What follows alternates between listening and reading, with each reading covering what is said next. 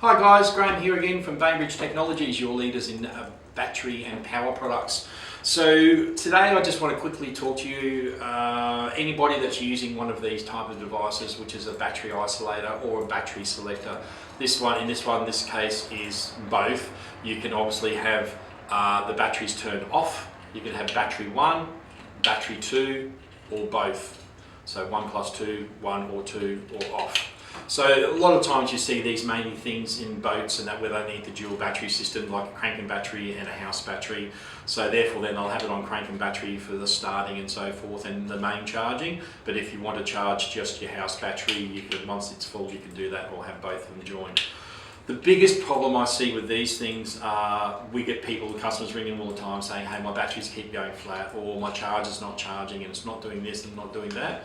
The first thing I get them to check is this. Now in a boat, for obvious reasons, corrosion.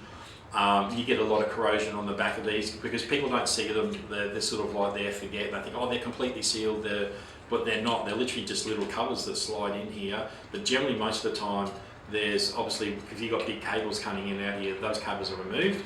And so they're open. They don't have to get wet in a boat to get corrosion. If anything, more corrosion comes from the salt air and the corrosiveness from salt air. And stuff that doesn't even actually get wet.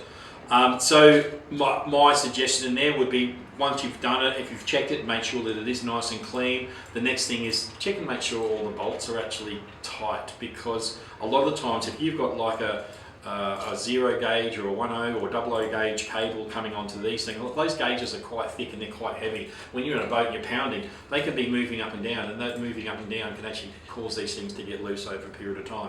So as a periodical check, I would say definitely check these. But if you are having issues, first thing to go to, check these, check them with a multimeter, see what sort of voltage you got coming in and going out, because if it's different from one to the other, then it's obviously telling you there's a voltage drop along there.